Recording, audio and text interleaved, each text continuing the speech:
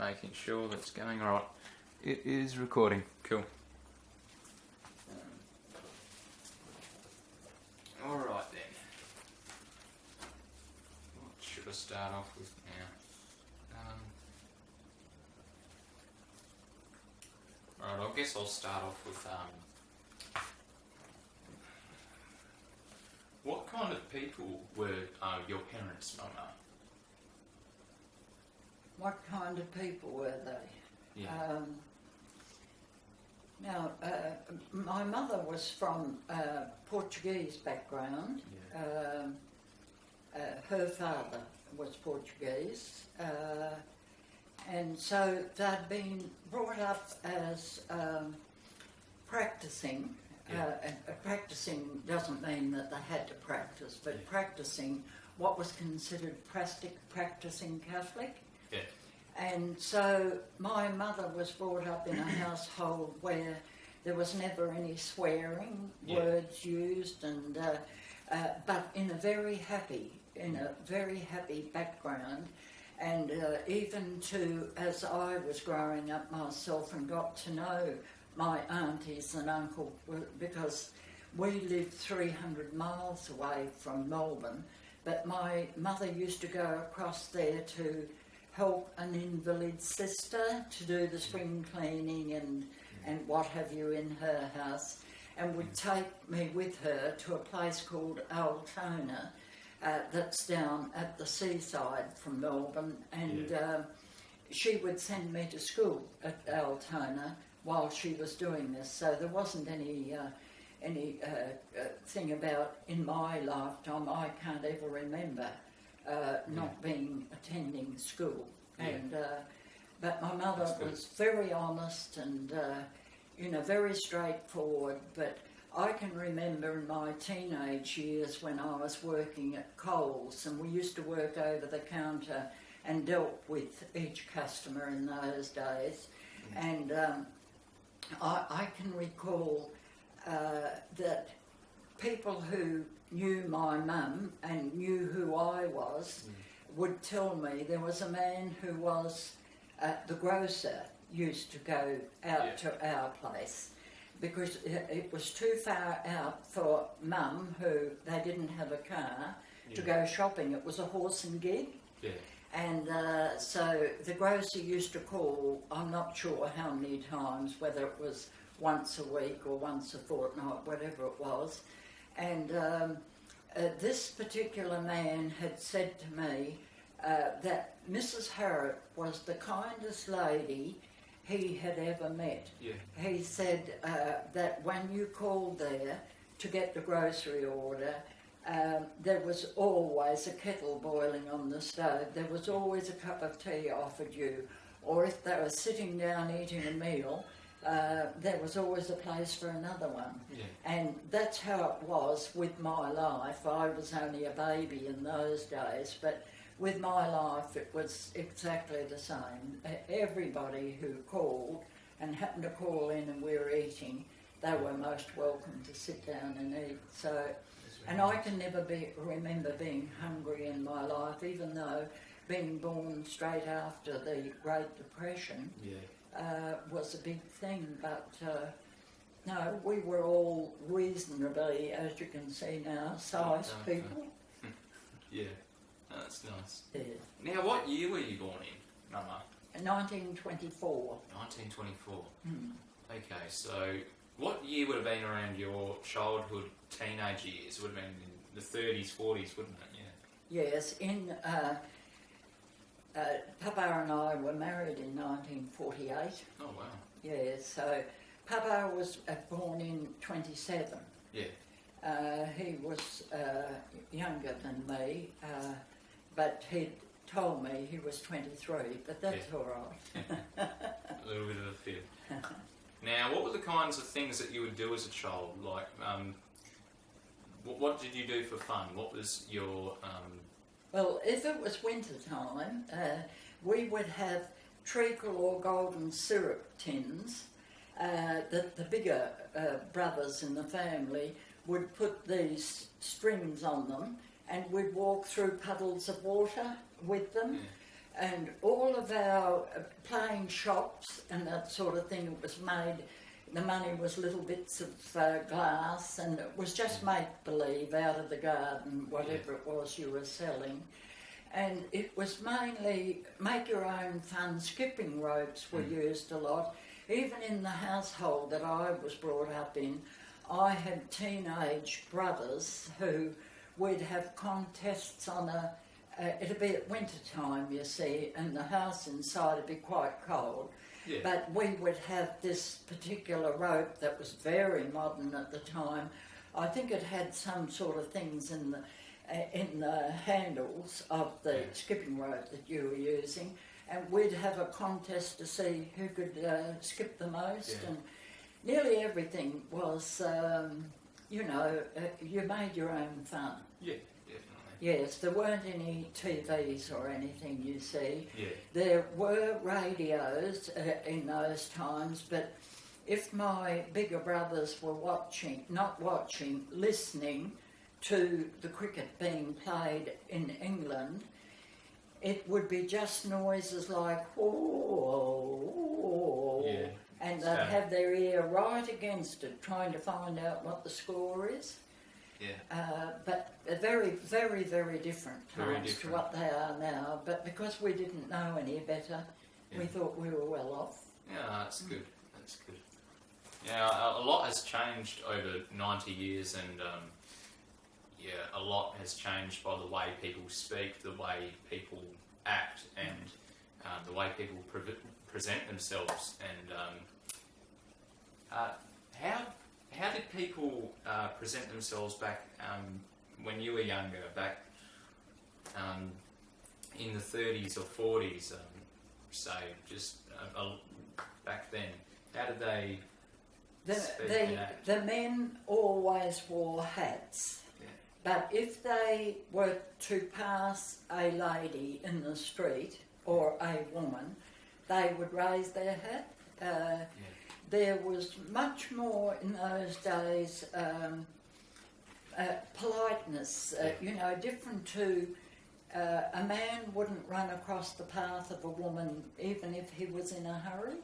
He would give her the right of way without bowing and scraping.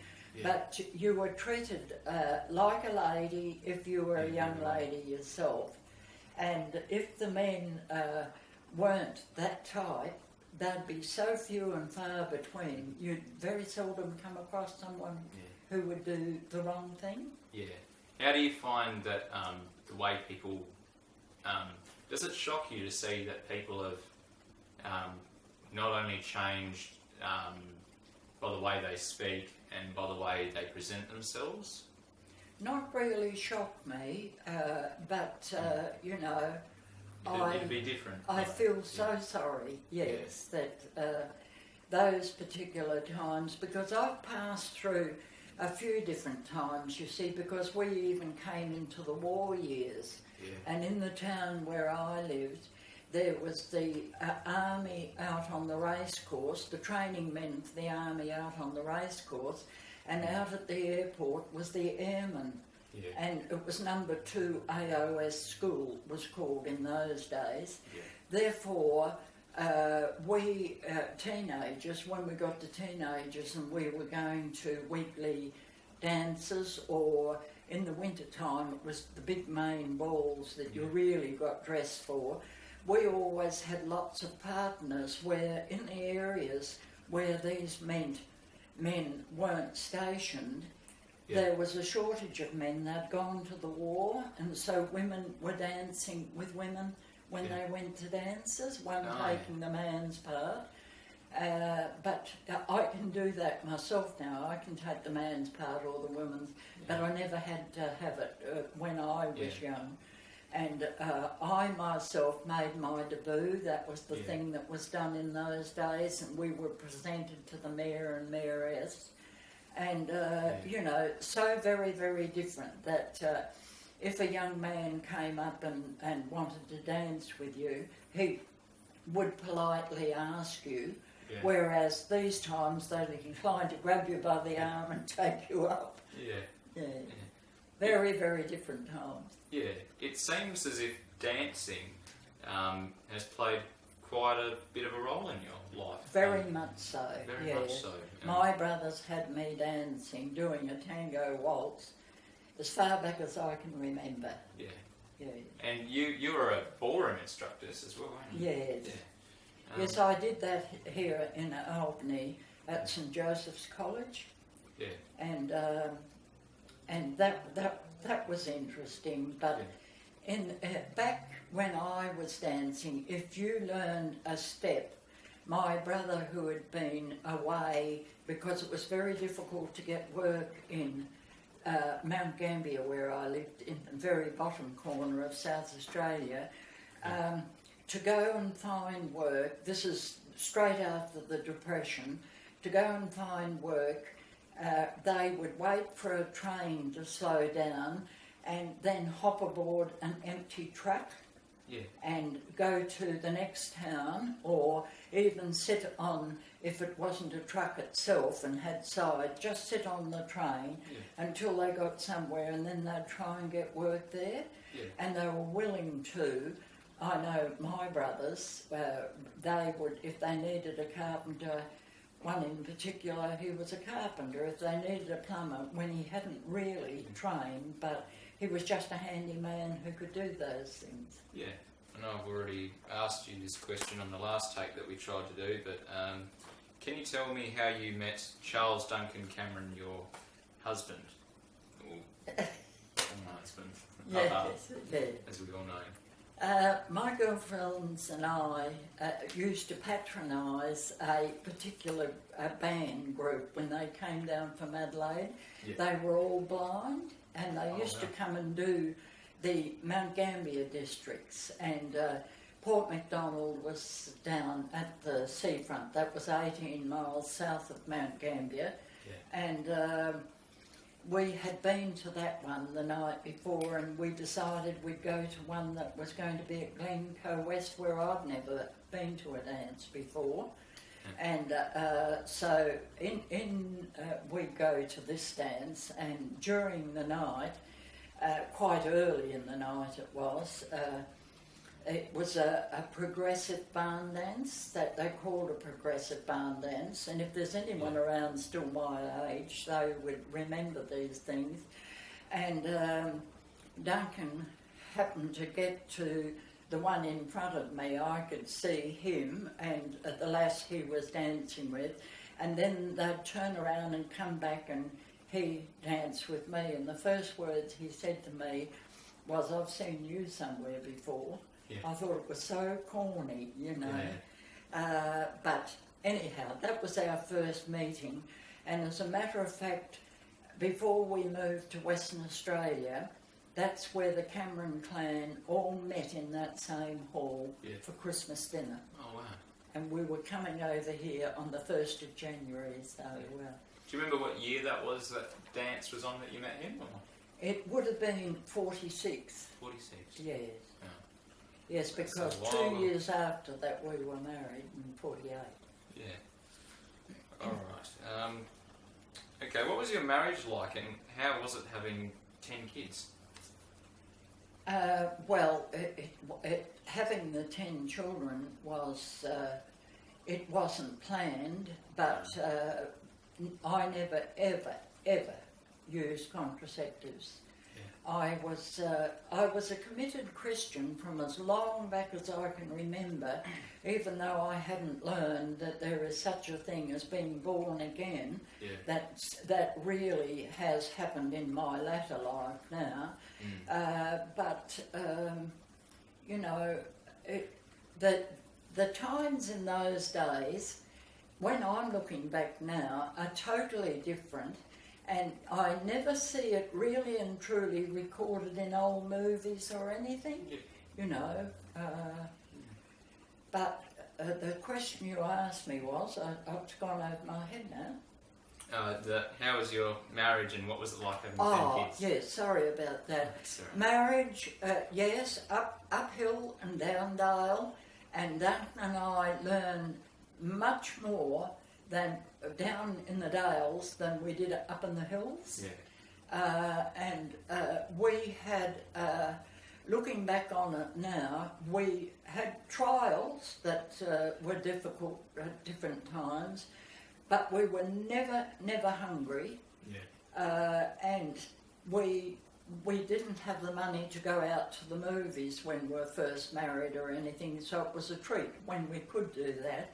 But for some reason, I was used to being able to do things at home, and I wouldn't have changed anything.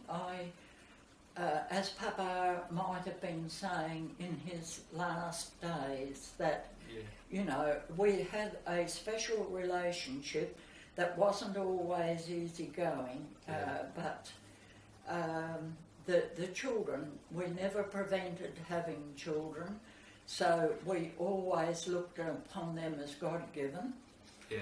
They didn't always act like God-given gifts. Yeah. Yeah. I know one kid in particular that might not have been acting like a God-given gift. Out of all of those 10 kids, you both of you named one of them Imelda, which is kind of named after you because your name is Imelda as well. Who come up with that idea to name my mother Imelda? Was it you or Duncan? Papa. Papa. Oh, that's nice. Papa for sure. Yes. Do you know why he wanted to do that? Or? I don't know, because he didn't always.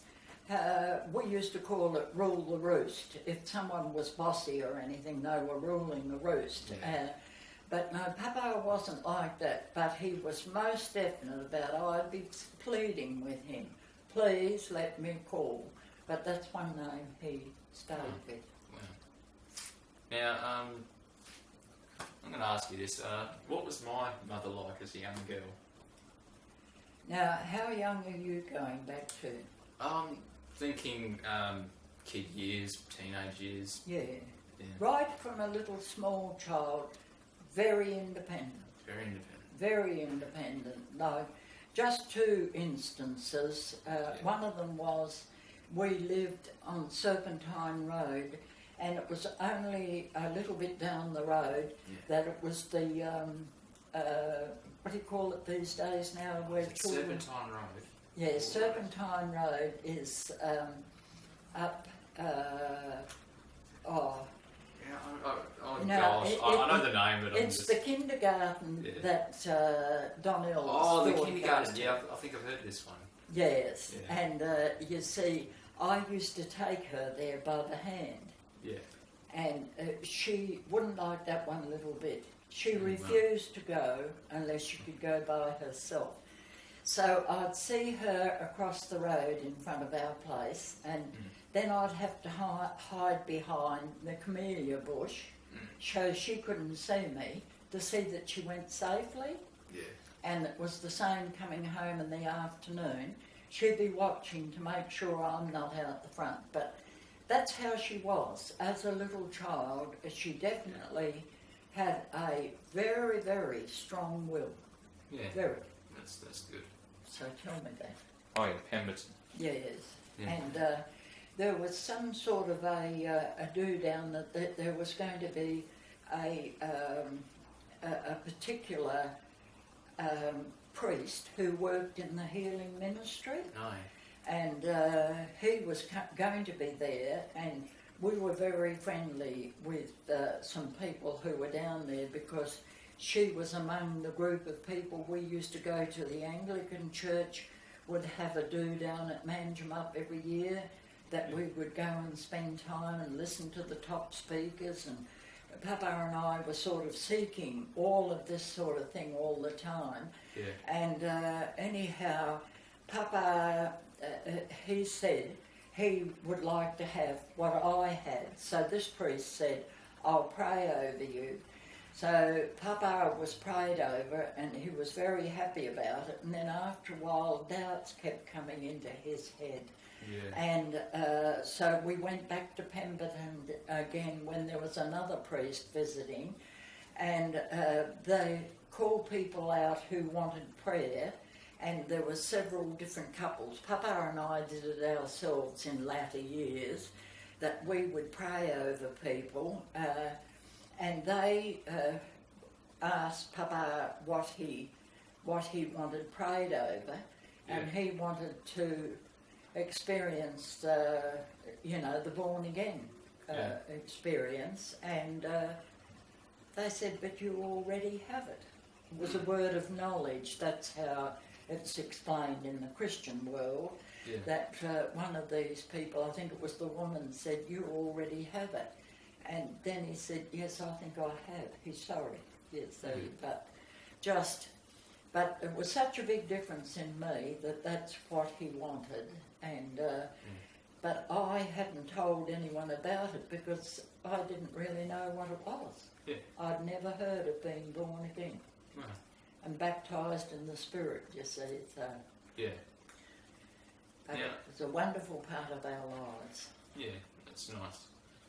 Now, is there any big major events that happen in the world that kind of stand out in your life?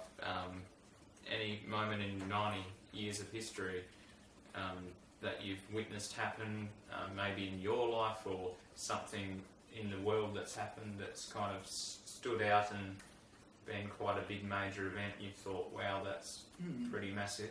Hitler. Yeah. And to have those millions goose Because stepping. he was alive back when you were younger and everything. Oh, yes. Yeah. And you see, at wartime years, I was already a teenager. Yeah. And but Hitler, most definitely, I would think. I was trying to remember other things that have gone on in the world, but I think wartime was probably the biggest, because in Mount Gambier, where we lived, it was number 2 AOS training school, and we had planes overhead all the time.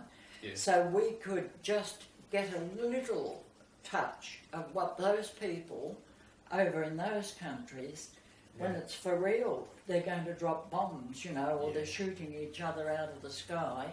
We didn't have that, but it made you realise that, oh dear, what a worry it would be if it was going to be someone who was going to bomb. Definitely. Yeah, that would have been very frightening. Yeah. And how old would you been when Hitler was alive? You think young? I would have to sort of read the dates on those years just to know, but early teens, I suppose. I'm not really sure. Can you remember what year that World War was? What years? Well, it was World War II, wasn't it? No, yes, sorry. No, World War II. Yes, World War One was back in the 1800s or? No, 1919 was the first one, and this was... It would have been in the 40s, wouldn't it? Yes, I think about 42. 42, but I'm not really sure. I had a feeling it might be 42, because I just had that in my head. I was like, I think it was the 40s. But, alright. What kind of advice can you give me that your mother gave to you? Any kind of advice, it doesn't matter what it is. Positive advice. Yeah. My mum's advice was always everything. If you could understand, like she wasn't a standover merchant or anything, and I was naughty enough. If I asked my mum, could I do something, and she would say to me, I'll think about it, I'd go away quite happy. Yeah. And if she would say to me, it can't be did, just act the fool, she'd sing it. It can't be did. I'd go in the bedroom and poke my tongue at her through the wall. Yeah. Sort of stupid things like this. But no, my mother was, she lived with Papa and I up till the time she passed on at the age of 80. Yeah. Oh, nice. Now with music, it just reminded me when you said that she'd sing the song "Can't Be Did Acting a Fool." With music, has it kind of does it kind of shock you in a way how it's changed over 90 years. How much? Oh, yes, Yeah. yes, it has, and not so much shocking, but disappointing to Disappointing, think, yeah. because the first song I can ever remember singing, my brothers would stand me on the table, so I was only very, very young, and there was a man who flew across the ocean for the first time. And in the cold grey dawn, when the stars are gone, in the mighty aeroplane, far across the bounding main. Never been done. Plucky Lucky Limburg, they called him the Eagle of the USA, because he flew across there and he made it. And if you can picture in those days when I was only a little thing like this, they wouldn't have had the things that have got to help them to know today, to know that they're off course or if there's any dangers or anything. And that dear man, I don't know whether he only ever had the one son, but after when he made this, there's photos of it now. I've seen them in latter years, the real true photos that were taken of the thousands and thousands who've met him after he'd flown over the other side. And then when he came back to America, there were literally thousands came to greet him, and not that they'd be able to do it personally, but he was, I don't know whether he was married then, but anyway, he had a little son who was kidnapped. Oh, wow. And they asked for a huge amount of money in those days. I can't remember what it was. Yeah, well. And then they discovered he'd been killed, the little boy. So very, very sad. That's very sad. Now, with your brothers and sisters, did you get on quite well with your brothers and sisters as a young kid? Yes, I did, very much so, and right through till the dying day of my brothers in Adelaide, because my mum used to go across their school holidays, and we'd stay with either my brother Charlie and his wife or brother Laurie and his wife. And even now, when we have our gatherings in Adelaide, the sons and daughters of those that are still living today, and Laurie, the policeman's son, I've got photos of them, modern ones, because they attend these things. Yeah. So, yes, and I suppose it was unusual because you don't see it so much these days, like even your mum with her eldest brother. Like they'll be with Uncle Charles and so forth, but no, with all my brother, we get on all of my brothers and sisters, but one sister who was a rebel all her days. Wow.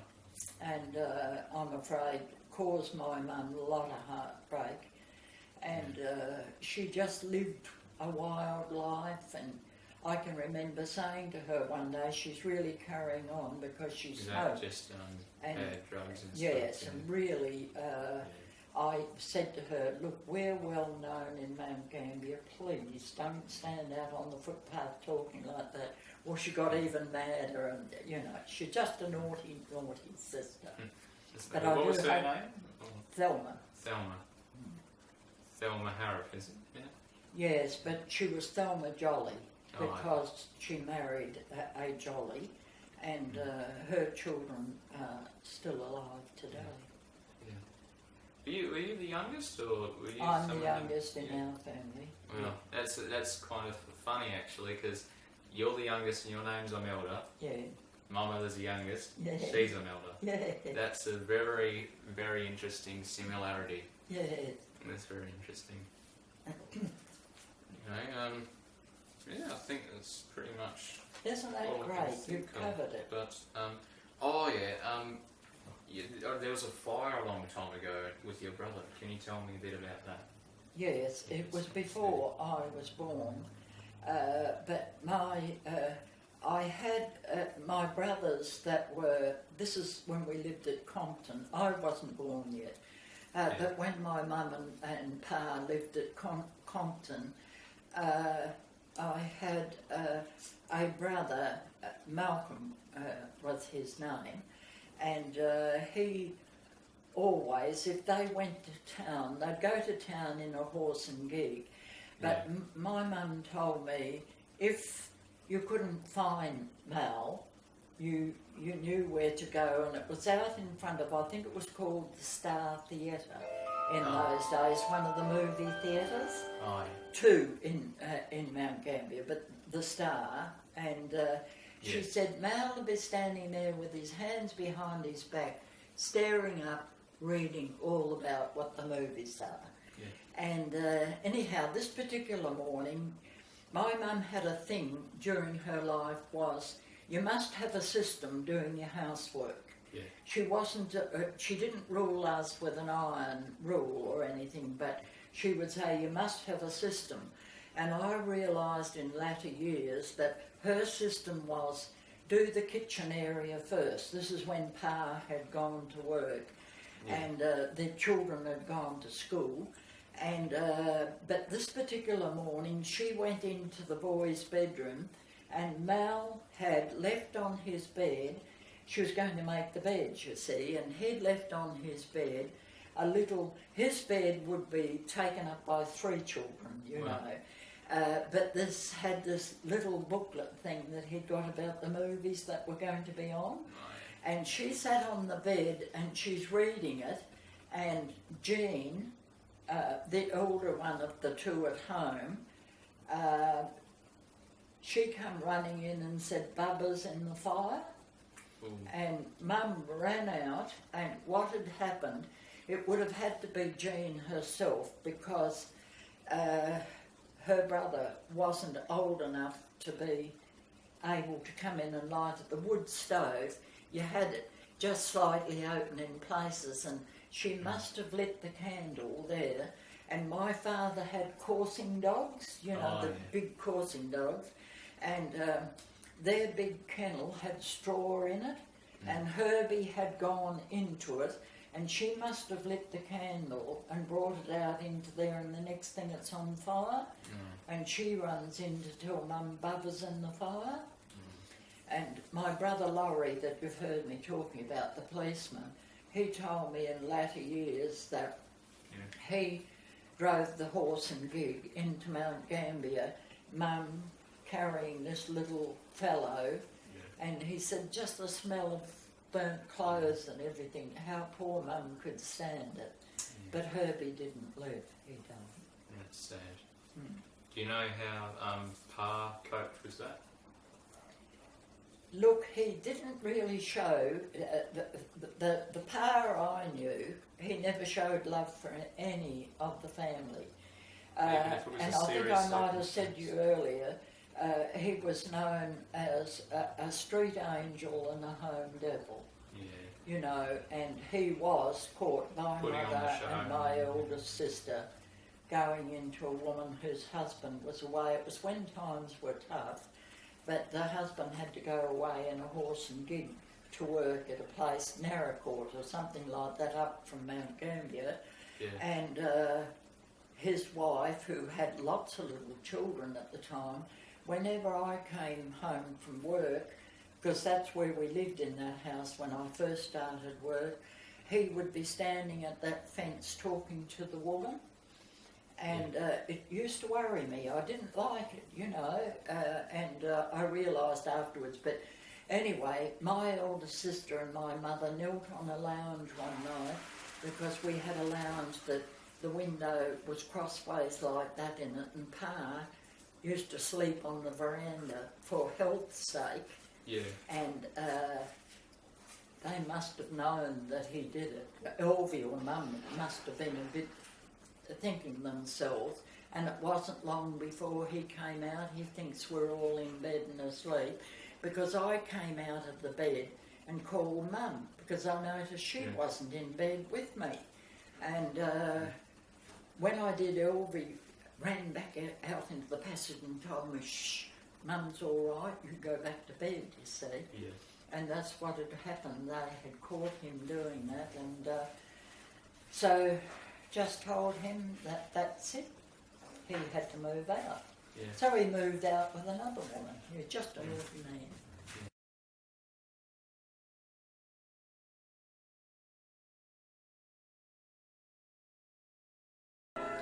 All right.